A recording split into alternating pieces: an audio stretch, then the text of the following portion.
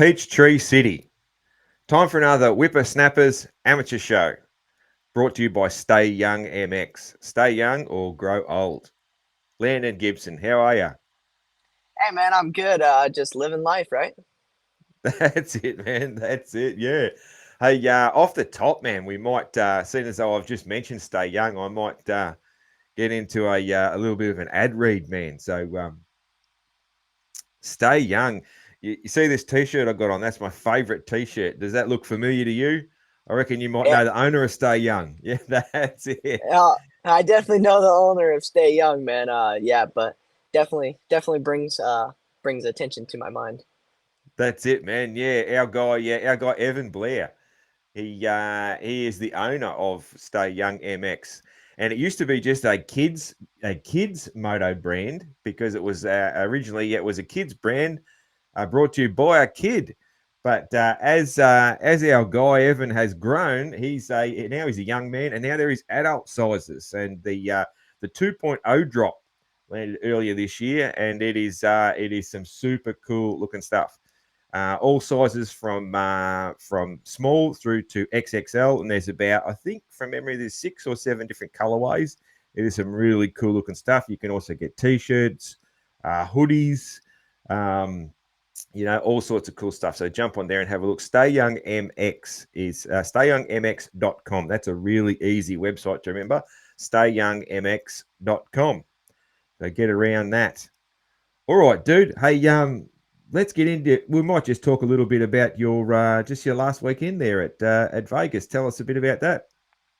Yeah, I mean, the experience was great. It's always great to race those guys, and I don't know. I feel like my riding was good. I've never really qualified like fifth, so that was good for me. I'm normally the type of guy to show up better in races, so I qualified fifth, and then when the gate dropped, man, I just was a little late on the reaction, and I had a terrible jump, whatever. And then those guys got in front of me, and I was about 15th in the first turn. And I mean, the track was super technical, super difficult to pass. Um, I made my way back to seventh, which wasn't great, but my riding was good, and I was pretty happy with my riding. So the track was good, and yeah, it's just another gate drop, man. Just always getting learning and experience. Yeah, cool, man. Yeah, oh yeah, it was a tough track to move through the pack on, man. Like the amount of passes you made is probably as much as anybody in any class, pros included, did for the whole weekend. Like there was not a lot of movement through the pack. Like even like Drew Adams, he didn't move through the pack sort of any better than you did, man. So it was one thing. I thought the track was cool, but it definitely was a track that was difficult to pass on. So even some even the pro races, man. You've probably, I don't know if you've had a chance to actually watch the pro races back on the TV or anything, but yeah, there just wasn't a lot of passing, man.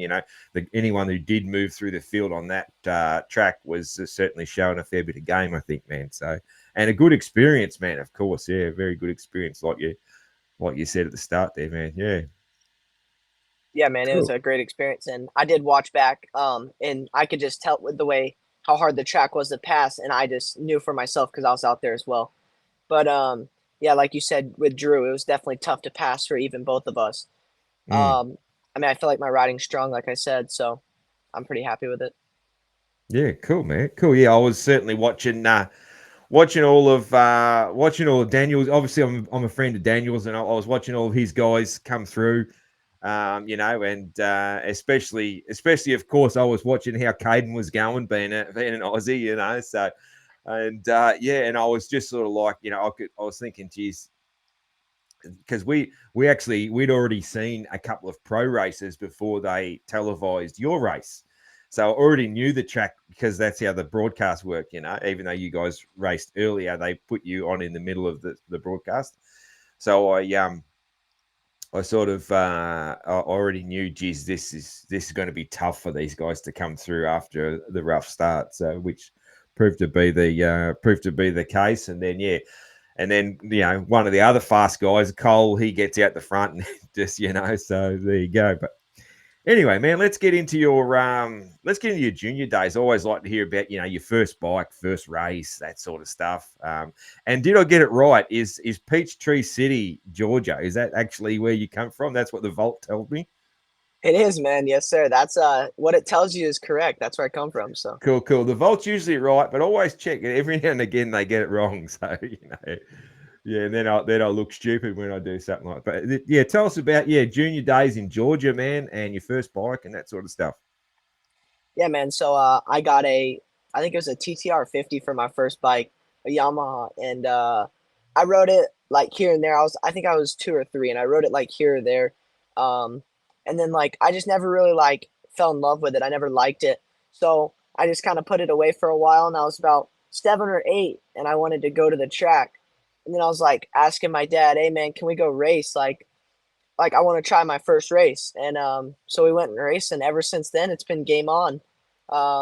I raced a KTM 50, and I believe I raced it. It was Calhoun, I think it was called. It was somewhere in Georgia, just like a local race, and it was like a night race for the 50s or whatever. And yeah, ever since then, man, it's been head down and going for it always. Yeah, man. Yeah, yeah. Because I looked at your Loretta's. So yeah, your first Loretta's, you were on a 65 already at your first. So you didn't do Loretta's on a 50. First one was a 65 by what it says here, man. And you came through the ranks pretty quick, man. Like you got some success pretty quick once you did start racing. Yeah. Yeah, I actually I did race the 50 class. I raced the Okay. 50 and the 65 class. So, but I Okay. raced them both the same year. Yeah. And I was like super young in the 65 class, and I did fourth in the 65 class Yeah. and Yeah. fifth in the 50 my first year. Okay. And Yep. Yep. yeah, and like it was crazy because I was like the young kid in the 65 class, but I did even better than I did on the 50. And Okay. I don't Yep. know why. I just always rode it a little bit better. So yeah, Yep. that Yep. was it. Were you sort of big for your age, or you just like the bigger bike better? I don't I mean, I don't recall too much of how big I was on the 50. Maybe I was a little Yeah. bit too big, and Yeah.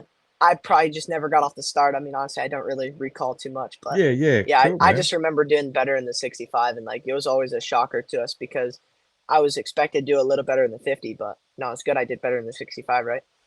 Yeah, of course, man. Yeah, and then tell us about your memories of your first win there. So I wrote down. Yeah, what was it? 2019 on a 65, your first win. Yeah, it was, man. My first win. I just in 2018. What was funny is 2018 was my first year going there, and I got on the podium on the 65 one moto, and the guy asked me, and he was like, "Hey man, it's like, what are you gonna do next year?" And I was like, "Yeah, I'm gonna come out here and I'm gonna win." And in 2019, I got the overall win in the 65 class.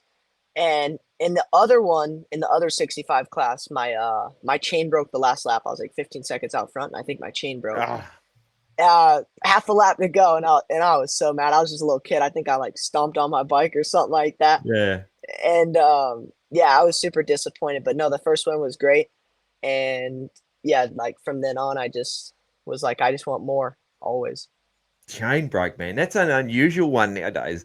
That was you go you go back into like my early days, and chains breaking wasn't unusual at all, but it's unusual now, man. They're pretty good. So yeah, that's a shame, man. That's a shame. Yeah, and then what do we got? Yeah, then you also won in 2022. Yeah, I did. So in 2021, I got caught slipping a little bit with like the putting in the work and stuff. I just kind of went through the motions, and then I just like 2021. I think I got second, and then I got fifth or sixth, one of the two. Uh, and I just was honestly disappointed about it. And I just knew that I like when I got that beat, I just knew that I had a feeling that I just didn't put in enough work. So then the next year, I just put in even more work, and then I came out on top on the 2022. Sounds like it was a good lesson getting beaten then, man. Like that was a good lesson for you to that you feel that pain, man, and it drove you to the next year. Yeah, Yeah, it that's definitely was an eye opener. So that's good, man. Yeah, yeah. Dude, what was your so growing up, did you have a favorite track, or do you have a favorite track even now, like anywhere in the country? I mean, always my favorite track, like from the first year that I raced it, was Loretta's. And not I wouldn't say it's because of my finishes that Loretta's have been decent, but it's not because of that. Like some people go off of that, but I just honestly like the track. I like the way it flows. And I've just liked everything about Loretta's and just how it is. So I would say that is my favorite track. And then my second favorite track, I'm probably gonna have to go with Baja. I really like Baja. So Yeah, yeah, yeah. Nice. Yeah. Reckon I've had a few people say that they like Baja. Yeah. That is that a it's a sandy track, isn't it? Baja.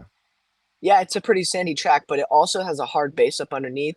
Okay. Yeah. And it can be a little washy. Like this year, they normally have like a lot of split sections in the corners, but this year they didn't have split sections, so it was like pretty pushy. I mean, the track was still good, and I still liked it, but I liked it a little bit more with the split sections because it would kind of hold you in, and you would have something to go with Yeah. instead of just trying to turn on ice. But no, it Ah, was good. yeah. Yeah, yeah, yeah. Cool, cool. Cool, man. Hey, tell us a bit about in what have I've written it down here.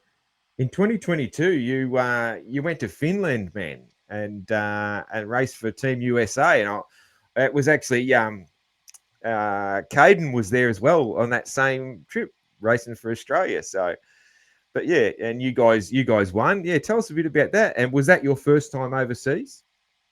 Yeah, it was my first time overseas, man, and all I gotta say about that is, whew, that flight was long. Um, but no, the race was good, and I mean my finishes definitely weren't good. Um, I don't remember how I qualified. I just remember my first moto was really bad. Um, like I wasn't prepared enough with tear offs. So during the moto, I had to take my goggles off. I ran like half of the moto without goggles. It was just kind of a mess. And then the second moto, I think I was like, yeah, I was like fifth. And then I crashed, and like both of my legs got stuck under my bike, so I couldn't get up, and I couldn't get the bike off of me. And yeah, I think I went to last, and yeah, I don't really remember after that. I think I got like bad. Yeah, yeah. So yeah, I'm not sure how the scoring works, man. Maybe that was a round they had to drop or something. I don't know if how they score the junior worlds, but yeah. But what an experience, though, man! Representing your country and your team comes away with the win and that sort of thing. That's pretty cool, man. Yeah, Yeah, I definitely wasn't happy with my part, but the team's part, hey, everyone else did a great job, and we got the win, so that's always good. yeah. Bittersweet, I guess. Bittersweet is what they'd say. It's like when when the motocross of nations, sometimes a team will win, but one rider might not have had done his best, and yeah, that sort of bittersweet thing. Yeah, just but another good experience for you, man. Yeah, No, definitely, yeah, it was definitely a great experience, and you get to see how the track forms, and like by showing up and looking at the track, you would think, oh, like this is gonna be super smooth. Like, I mean, it was literally like glass and just looked like sand. But you got out there, and I mean, the first practice wasn't that rough, but every single practice and race after that, they left the track, and it was just straight rollers, dude. Like just gnarly bumps. Like you would go down into it. My dad was standing in the mechanics area, and he was like, dude, I would lose you in the bumps. They were so deep. yeah, And yeah. yeah, so the track was super gnarly, but no, overall it was a great experience, and I had a lot of fun being out there. Mm. The food wasn't the best, and the sparkling water that they give you wasn't the best either, but that was all right. Yeah, cool, man. Cool. Um, do you have in your career so far, man? Do you have a most embarrassing crash? So not the biggest, but the one that was the most embarrassing, because of how you did it or who was watching or anything like that. Yeah, I would say that my most embarrassing crash is on sight lap at Loretta's. And Okay, yeah. I was on 65s in 2019. I at least won the moto after, but I would say that was the most embarrassing crash. Like I just went through the corner and I hit neutral and I just fell right over. And it was in front of everyone like standing there. And I was like, you have to be kidding me. And I go back to the gate and my bars are all like, like the wheels all sideways. Yeah, My dad's like, dude, what are you doing? He's like, how yeah. do you manage a crash on sight lap? I don't know, dude. It was messed up, but whatever. I would say that's my most embarrassing crash. Yeah, yeah. That's all right. It's not as bad as mine. Not many people would have one as bad as mine, man. Just briefly, mine. I was racing like we just call them sprints. I think you guys would call it a sprint enduro, and I crashed right at the finish line and took out the timing equipment for the sprint loop. And so I hit the tree that the timing equipment was like tied to, because like they do a timing loop that you ride under for your transponder. Yeah. I hit that tree and took out the timing loop, and I also I slid forward and nutted myself on the tank as Oh, well. dude. So and like the whole crowd's there, like every mum and dad, the whole Oh crowd no. is like everybody, every single spectator, all the organizers, the timing people are frantically trying to get the timing back up before the next guy comes through, because it would have screwed everyone's times Yeah. and all that sort of stuff. And they're dragging my bike out of the way. I don't want to move because I'm rolling around in pain. And then they're asking me what's wrong, and I'm like, I didn't want to say it. Yeah. So that was mine, man. Oh, dude, that's crazy. I'll never forget that. Yeah. Yeah, how long ago was that? Oh, that I was probably it's probably, I don't know, 10 years ago, I suppose. Oh Probably 10 yeah, that years was ago. a while ago, Yeah, a while ago. Yeah. Cool, man. Hey, let's talk a little bit about futures this year. Obviously, man, tell us about St. Louis, man. That's obviously the highlight of your futures this year.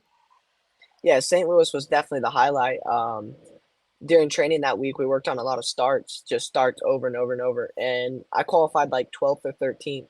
And going back to what we were talking about in the first part of this, what we were talking about is my qualifying wasn't good, but I qualified fifth at Vegas, and that was really good. So I qualified like 12th or 13th. Mm. But I managed to get the whole shot, and I don't remember. I think I led a few laps, and then I got passed. I don't really recall. I think maybe Revan Gordon passed me or Drew, one of the two. Drew, I think it was. Drew passed me. And then Yes, I remember now. Yeah, it was Drew. yes, Yeah. and then Revan Gordon passed me, and then we went like at it for a while, and then I did this one rhythm section and passed him back, and then I think it was last lap leading that time. So yeah, I managed to get second, which was really good. Definitely the highlight of my futures. And then, but yeah, man, that was great. Yeah. It was cool, man. Yeah, no, I do. I remember that race pretty well, man. Yeah, because it was you led for a long, I don't know how many laps to go when Drew got you, but it was you're out front for a good while, man. Like you were, it was pretty cool, like always have the soft spot for Daniel's riders, of course. Right. And just being a friend of his, and then obviously I have a soft spot for the Aussies out there as well. But yeah, that was really cool to see, man. Yeah. No, Um, it was cool. and then you'll be doing futures again next year too, man. Yeah, because you were sort of one of the younger ones in futures this year. Yeah. I was, yes, sir. I was 14 at Daytona and I turned 15 a little bit after that. And Yeah. then, so I was 15 at St. Louis and then leading, but I crashed at Foxborough and broke my collarbone. But yeah, Okay. Yeah. I plan to do all the futures this coming year. So yeah. Yeah. Cool. And you're already done well, man. So you'll be we'll be looking at you as a real contender, real front runner. For next year, I would imagine. I would certainly think so. I'd reckon Cole will be out and Drew will be out, so that'll sort of clear that sort of the two that were probably the favourites all this year. So yeah, interesting, man. It'll be good. I love the futures, man. I reckon it's cool from the first time they did it. I thought it was a really cool thing. Not everybody sort of gets around it, but I don't know. I do. I've always liked junior racing, man. So Yeah, I mean, the futures is cool. Like they leave the track like actually pretty rough for us. It's yeah, crazy they give us like the roughest track, but it's good because it's an eye opener to see what we're gonna have leading up to the pro rankings. And no, it's good. It's like I just like the tracks. They're all good. I like Supercross, so yeah, it's all good, man. cool, man. Cool. And then just tell us a little bit about probably just Loretta's this year, man. Yeah. Yeah, so Loretta's this year I came off a collarbone Yep. and then I got back and I like tried to go for like speed, whatever. And then I did the regional and that went well. And then I went to a local race. I think it was at High Point in Pennsylvania, and I twisted my ankle and like or not fractured it. Well, I guess they said I fractured the growth plate, but or something like that. Yeah. but and sprained it bad. But I took like 2 weeks, 2.5 weeks off or something like that, and that was leading up to the Reddit. So it gave me about Mm. 2.5 weeks. I don't even know, about 2.5 weeks of full riding to get ready. So I mean, I can say what I want. I didn't do the best that I should have. And I can call that, I can say that that is my excuse, but no, I didn't do good. And I mean, I think I got a third and a fourth, which isn't bad, but Mm. it's just not where I would like to be. And it's Yeah. not where I should be. I put in a lot of work. So definitely not where I should be or be putting myself. But I just got a lot of bad starts. Like my starts, I just been struggling. And then like I would like have to come through the pack, and when I would come through the pack, I would be riding like pretty good, but I don't think I was riding at my full potential. Like I just don't think I was like 100% yet, you Yeah. know. So Yeah, cool, man. Cool. Hey, I might ask you. So, towards getting towards the end, I'd like to ask just some different questions, man. Just a little bit more about what you're into and your personality and that sort of stuff. What other sports are you into? I mean, like on the side, like me and my friends, we will go golfing, or we'll go play pickleball and stuff like that. Like that's just kind of the two things that we decide to do after like a week of training or something like that. So The pickleball's big in the States, isn't it, man? Like, I don't yeah, even know if it's a thing here. It's not definitely not out the country part of Australia where I live. There's no pickleball. They might be doing it in Melbourne or Sydney or something, but yeah, it's I've had quite a few people mention about having a crack at pickleball. Yeah, so it's no, I mean obviously it's super fun. You definitely taken should off try it there. out. Yeah, Yeah, yeah. yeah. And golf, man, yeah, a lot of it's always amazes me how many moto people are into golf, man. It's a there's a real connection there. It's almost like it's the opposite, because it's such a slow, precise game. It's like the opposite of moto. But so many moto people like to golf to relax, man, which is an interesting thing. Yeah, Yeah, I was just about to mention that. I'm like, it's crazy because like moto is so like high intensity and just yeah, so adrenaline rushed, and golf is so opposite. It's just so like patience and like yeah, always trying to like make sure you're very precise with hitting the ball. yeah, I don't know why it's so big in moto, like honestly, but I yeah. enjoy playing golf I think and I it's enjoy just playing pickleball it, on the it, side. it, it maybe is because it's so opposite, It's just super wind down, like all the old pros like Stu and RC and all that, they all love their golf and that sort of thing. Right. The thing Maybe it's about just because golf, it's yeah, something different. Yeah. yeah, AC loves golf, doesn't he? Like Yeah, he does. he's always posting pitch, even when he was still racing, he would put more golf pictures than moto pictures. So Right. it's an interesting thing. Yeah, I guess too golf, man. Like it's one of those things. I've never sort of been into it, but it's one of those things. If you enjoy it, man, you can do it until forever. You can do Yeah, I it mean forever, man. Like that's pretty much how it is. I've got a disabled friend who's only got one good arm, and he plays golf with one arm. Like so, Yeah, that's crazy. anybody can have a go at it. I was talking. I was talking to a guest a while back, and he plays golf with David Bailey. David's got a special like driver and that works for him to drive from his wheelchair and that. So Mm. pretty cool the old golf. Yeah. What sort of music are you into, man? I mean, I listen to a variety of things. I listen to a little bit of rap, a little bit of country, Yeah, just anything like that. I just listen to like a little bit of it all, not one specific thing. yeah. So you got a lot of different stuff, man. Yeah. I'm pretty sure one of the old school, not well, old school to you rappers, MC Hammer. He came from Georgia, I'm pretty sure. Ask your dad about MC Hammer. He came from Georgia. He's you'd know a couple of his songs. Yeah, yeah. He used to hang out with the Atlanta Falcons guys and that sort of thing. Yeah, old school rapper MC Hammer. Yeah, Oh you yeah, that's cool. ask your dad about him. He was he was pretty sure he was from Georgia. Yeah, Yeah, definitely. yeah. Um, who do you? So does anybody look at your writing and say, "Hey, you look like such and such"? Like for instance, I've had young writers say that people tell them they look like Jason Anderson or they look like Ryan Villapoto or whoever. Like, do you get any comments like that? I mean, I've been told like from your guy Daniel, and I've been told from him that I look a little bit like I have like a combination of a little bit of Deegan and like a little bit of Jet, and like I think he said one more rider, and I think he's like if you just put all them three together, he's like I feel like that's your exact riding style, and Okay, so so I you're mean bit of a blend there. Yeah, yeah, yeah, cool, man. got a little blend from. I mean that's what DB says, so That's some pretty high praise, man. If you've got a bit of Deegan and a bit of Jet, man, like you can't go too wrong with that. Like the whole world's excited for those two to battle. Hey, that's going to be pretty amazing when yeah, I mean when we finally get to see that.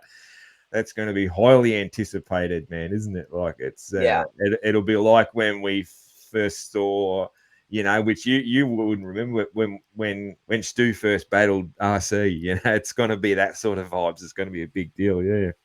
Or right. when RC first battled Jeremy, that's all that sort of stuff. Um, cool, man. Where are we going for time? Yeah. Hey, I like to ask a few just either or questions. So just either ors, man. Weights. Do you prefer to do weights or cardio? Um, we have a blend of both, and like certain things we'll do during the week, and certain things that we'll do on the weekend. So we blend weights and cardio together, and then we just pick our days and do that. So Yeah. Do you have a favorite though? Like which one do you prefer to do? um, I mean, I prefer gym over like say cycling is what we do. Yeah. I would rather go lift weights than do cycling. I just find it more enjoyable to Yeah, yeah, lift cool, man. weights. So Okay, cool, cool. Who is your trainer, man? yeah, his name's Justin Boyd. He's our Okay, trainer, yep, and yeah, he trains me and Casey Cochran, and I really like Justin. He's a good yeah. trainer, good on the bike trainer, good off the bike trainer, and he's a good dude. So yeah, What track are you training out of then? Like, I train out at Baker's Factory. So oh, you do. Okay. Oh, you're at yes, Baker's. sir. Okay, cool, cool. Yeah, I wasn't sure what track you were out of. Yeah, I was looking at some videos of you training and that sort of thing, and I couldn't pick exactly where you were. Cool. Well, so you're in a good spot then, man. Jeez, yeah. Absolutely. Does Nate have much to do with you yet? Or is he not? Does he have much to do with the Husky amateurs? Nate Ramsey. Yeah, I mean he definitely has a good bit to do with me, and so does Daniel. So they both still have a part in me, and they both have their saying, and yeah, so they definitely both of them still have me. Yeah, cool, cool. When you so let's say after you won Loretta's, man, like what was the cheat meal? What did you treat yourself to? Were you heading for like ice cream, sweet stuff, or were you heading for like savory stuff, like you were smashing a pizza or something? Definitely a little bit of both. I mean, I definitely went to the ice cream shop. Yeah, yeah. I was hitting the pizza store. I was Nice, hitting yeah. Chick-fil-A. Yeah, I was pretty stoked. So I was hitting it all. You were just going all that. Yeah, nice, Yeah, cool, cool. all out. A little bit of everything, you know? That's it, man. When you got a little bit of time, do you like to do like just gaming, or do you like to go fishing, get out and go fishing, or something like that? I mean, on my free time, we live on a lake. So in my free time, I like to go like surfing Okay. on the boat. So yeah, so like behind the boat, it's called wake surfing. Oh, So wake surfing. Yeah. yeah, that's what I enjoy doing, or riding the jet ski or something like that. Games here and there, but I don't really play too many games anymore. I used to, but not anymore. Yeah. Cool, man. So when you hit the big time, man, and are you going to buy like a muscle car, like a Camaro or something like that, or are you going to be getting like something like a Porsche? Definitely going for like a Porsche or maybe a Lambo. Definitely thinking of like a Okay. Lambo or G Wagon. Those are the two that I always be looking Lambo at. or a So G wagon? Okay, the yeah, G wagon. yeah. That's something a bit different. Yeah, that's cool. That's cool, man. Cool. And then when you like for a holiday, man, do you like to would you go to like the beach or the snow? I've never really been to like the snow. I've never really been snowboarding. I definitely would like to try that out, but definitely a beach guy. Definitely a beach guy. Yeah, yeah, Yeah, yeah. beach kind of guy. I don't dig the cold weather, that's for sure. Yeah, yeah. Well, I mean, growing up in Georgia and then, you're still training and everything, in that same sort of area, man. So you've been used to the warm weather, haven't you? Yeah. So the Yeah, exactly. I'd say like it probably never really gets cold in that part of the world, does it? I mean, like, we'll have some seasons, like, once out of the year that it gets, like, kinda cold in Georgia, but no snow, like, rarely ever. Yeah, Like, I not think we've real had cold. snow, a few years ago, but, I mean, it was nothing crazy. It was, like, a little bit of sleeting, you know? Yeah, yeah, cool, cool, awesome, man. All right. Hey, thank you very much for your time. I think we'll wrap it up. I usually try and do these about half an hour. Thanks for your time, man. Good luck in the future, and I'll be looking forward to seeing what you got. You're gonna smash it next year, I think, man. So yeah, thank you very much for your time, and good luck in the future. Yeah, man, thank you. It was awesome. I appreciate it. No worries. Thank you, man. See you later. Thank Bye. you, man. See ya. Have a good night. Bye.